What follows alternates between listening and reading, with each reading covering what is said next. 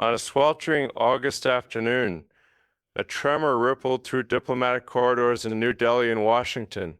The U.S. president, invoking national security and invoking the war in Ukraine, had signed an executive order imposing an additional 25% tariff on Indian goods. This swiftly brought the total U.S. tariff on Indian imports to a staggering 50%, effective approximately 3 weeks from the signing.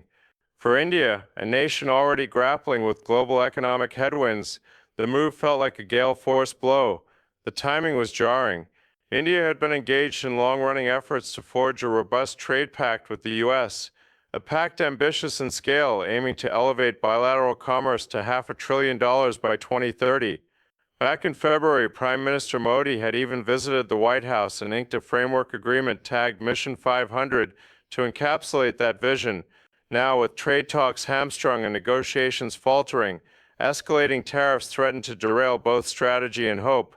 The Trump administration's justification lay in India's deepening imports of Russian oil. India, after all, had become a vital lifeline for Moscow.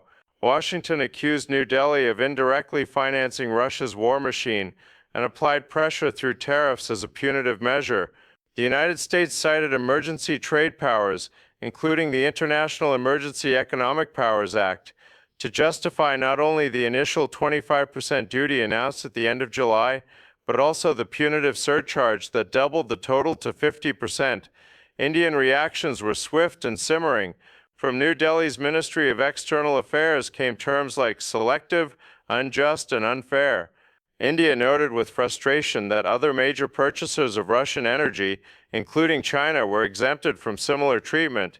India demanded equitable treatment and began exploring its options amid rising domestic pressures. Behind the scenes, economic analysts began modeling damage scenarios. Think tanks like GTRI warned that Indian exports to the U.S. could shrink by 40 to 50% under such punitive tariffs. Sectors such as jewelry, auto parts, textiles, seafood, gems, and petrochemicals, many of which play central roles in export-led growth, were flagged for immediate vulnerability. Moreover, economists estimated the impact could shave off 2 or 3 to 0.5% from India's GDP in fiscal 2025-26. India's pharmaceutical and automotive exports, which together span billions in trade, were expected to bear the brunt, with ripple effects across jobs, investment, and currency stability. The geopolitical consequences were no less profound. A Reuters analysis warned that the U.S.'s aggressive stance over energy purchases and trade could unravel 2 decades of strategic goodwill, particularly India's role in regional order and as a counterweight to China. Trump's comments suggesting India buy oil from Pakistan exacerbated the diplomatic freeze. Caught between pressure and principle, Indian refiners began reducing purchases of Russian oil as discounts shrank and geopolitical risks surged. Still, officials signaled that large-scale shifts were economically unfeasible and politically sensitive. Pragmatism, not confrontation, guided their public restraint. Amid uncertainty, Indian thought leaders urged a different response. Amitabh Kant, the former Niti Aayog chief, called this moment a rare once-in-a-generation opportunity, India's Agnipath moment to undertake bold, long-overdue reforms. He urged leveraging the tariff wall as a stimulus for structural transformation. Similarly, industrialist Anand Mahindra drew parallels to India's 1991 economic crisis, advising a national month on deep introspection to distill Amrit, or elixir, fueling reform in MSMEs, manufacturing, ease of doing business, and tourism. As India absorbed the shockwaves of the tariff escalation, the initial anger slowly gave way to strategic calculation. In the power corridors of New Delhi, meetings stretched late into the night. Behind closed doors, ministers, diplomats, trade experts, and industry leaders convened not only to assess the immediate damage, but to shape the response. The question wasn't just how to retaliate, but how to pivot, how to transform adversity into acceleration. The Indian leadership recognized the danger of falling into a trap, reacting emotionally or escalating recklessly. A measured response, they believed, would signal maturity, resilience, and strength. One path under consideration was to file a formal dispute with the World Trade Organization. Though a lengthy and uncertain process, it could underscore India's commitment to multilateral rules and gather global sympathy. Yet others argued that such moves were more symbolic than effective, given how trade bodies had lost bite in an era of unilateralism. At the same time, back-channel diplomacy intensified. Indian envoys in Washington reached out to congressional allies, business groups, and influential think tanks, seeking to build a narrative that the tariff decision hurt both sides.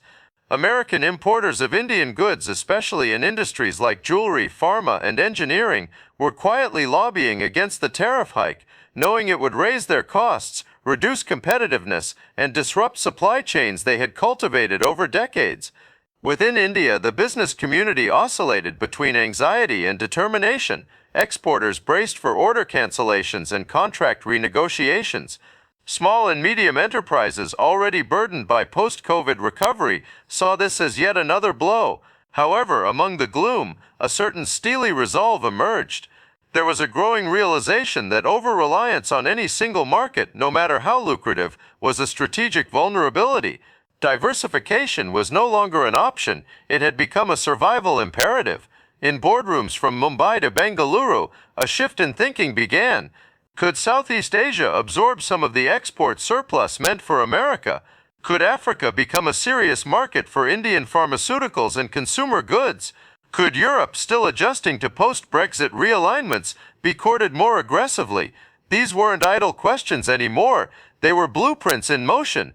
The tariff shock also catalyzed a deeper debate. Was India doing enough to become a truly self-sustaining export powerhouse? The country's manufacturing share in GDP had long stagnated around 15%, far below its ambition. Critics argued that red tape, land acquisition hurdles, labor rigidity, and inconsistent power supply had kept India from becoming the next China. This crisis, they insisted, was a wake-up call, a brutal but necessary nudge to complete unfinished reforms.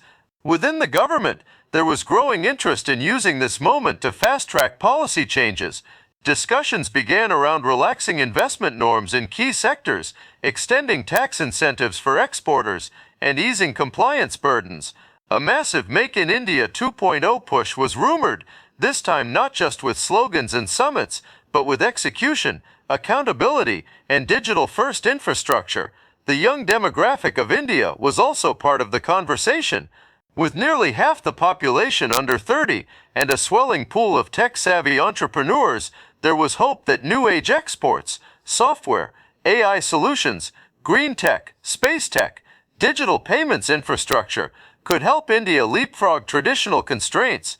If physical goods faced tariff walls, maybe intangible goods could flow through fiber optics. Meanwhile, voices from civil society and academia reminded the nation that economic independence didn't mean isolation. Rather, it meant building the capacity to compete on Indian terms.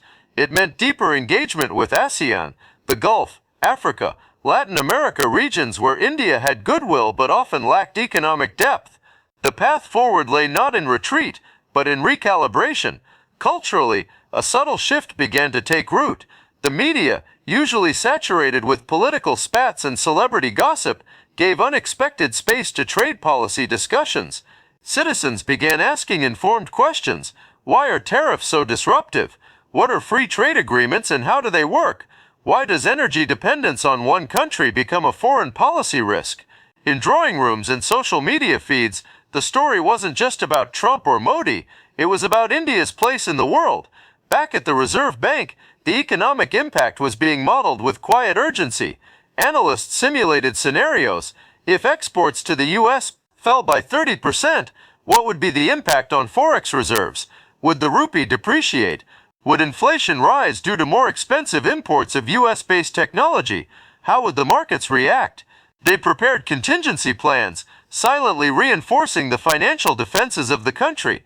And then there was the political dimension.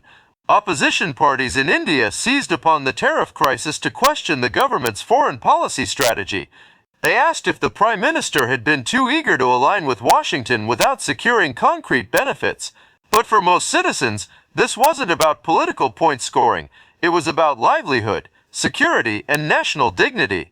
India's farmers, for example, wondered what this meant for their exports: spices, tea, cotton. Artisans in Rajasthan who exported handlooms and blue pottery feared vanishing American orders. But some also saw this as a chance to refocus on local markets, to rejuvenate domestic demand.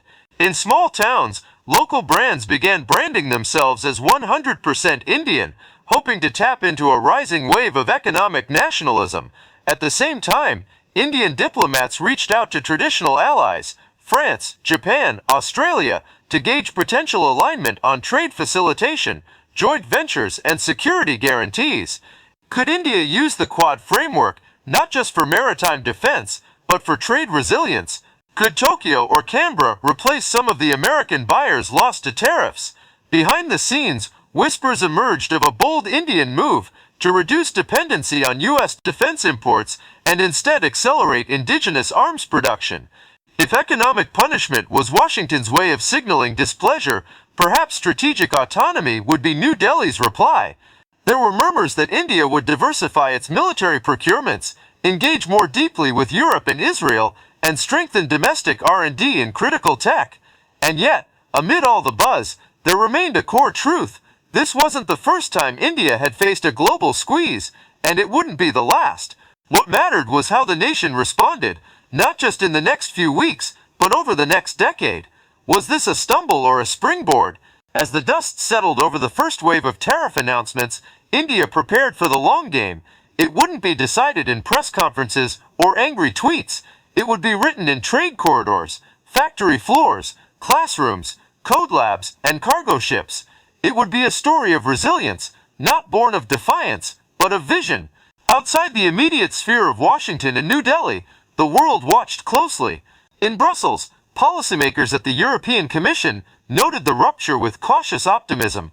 A weakened India-US trade link could open doors for the EU to fast-track its long-stalled free trade agreement with India. For over a decade, talks had meandered through bureaucratic detours, but now momentum was returning. With US tariffs threatening to choke India's traditional export arteries, Europe's open embrace could be mutually beneficial and politically symbolic. In Beijing, the response was more layered. On one hand, China saw opportunity. A wedge between the world's largest democracy and its former Cold War ally could weaken the US-led Indo-Pacific narrative. On the other hand, Beijing also knew that India wouldn't gravitate toward it simply out of necessity. Trust between the two Asian giants remained fractured, shaped by border standoffs, strategic rivalry, and civilizational competition. But still, the calculus shifted. Economic diplomacy from Beijing took on a softer tone. Trade envoys hinting at new corridors of cooperation, conditional on restraint. In capitals across Africa, Southeast Asia, and the Gulf, Indian diplomats launched a new wave of outreach. With pressure from Washington intensifying, India signaled that it was ready to deepen South-South cooperation, forge currency-swapping mechanisms, and invest in long-term strategic economic partnerships. In return, it sought trade access, raw materials, and joint ventures in infrastructure and tech. In this new multipolar world, India could no longer afford to wait for doors to open. It had to carve out its own pathways. Meanwhile, within the Indian diaspora, reactions were both emotional and strategic. Indian-American business leaders, long seen as bridge builders between the two democracies, now found themselves in a delicate position. Many had risen to leadership roles in the pharmaceutical, IT, and textile industries, sectors most exposed to the tariff hike. In closed-door meetings and public forums, they began lobbying Washington with urgency, not out of blind patriotism, but from a cold understanding that cutting India off would hurt American jobs, innovation, and supply chains. At the same time, diaspora groups across the UK, Canada, Singapore, and the Middle East rallied support online. Hashtags emerged calling for economic justice, for nuanced diplomacy, for respect.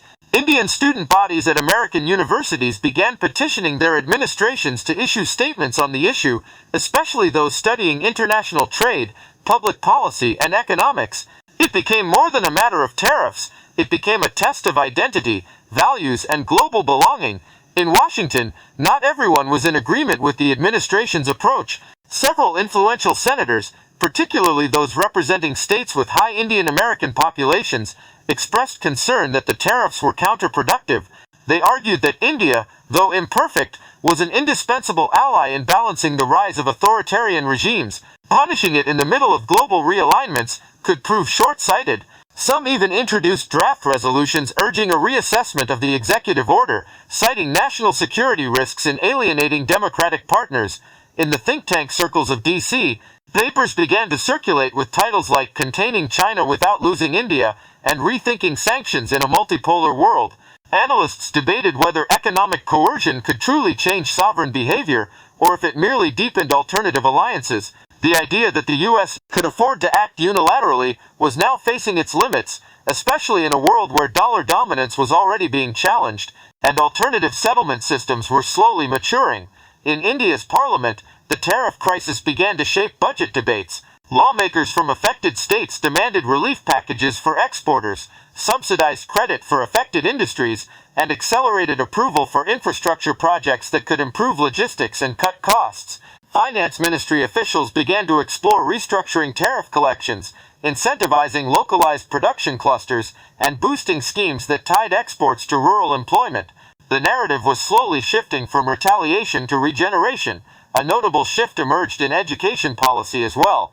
With the spotlight back on global trade dynamics, there was growing demand to overhaul how international economics and geopolitics were taught in Indian institutions. The idea was not just to produce more analysts, but to create a generation of decision-makers who could navigate complex post-Western economic realities. Schools began considering updated curricula that included trade wars, supply chain security, digital currencies, and economic statecraft. On the ground, real change was already visible. Indian textile clusters in Tamil Nadu and Gujarat began exploring automation options. Jewelry exporters in Surat started pitching to buyers in the UAE and Singapore instead of their traditional American partners. Engineering companies began reaching out to Australia and South Korea. Logistics startups started mapping new routes for export containers, bypassing older shipping hubs. Everyone was adjusting quickly, and amid all of this, a quieter transformation began.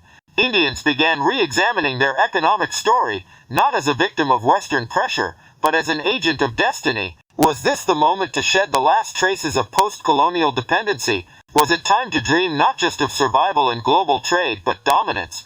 That question echoed across media panels, corporate town halls, and late-night chai stalls. Some believed the shock was too severe. Others, that it was exactly what India needed, a moment of unmasking, forcing it to stand straighter, think sharper, and act swifter. The tariff wall wasn't just steel and paper, it was psychological.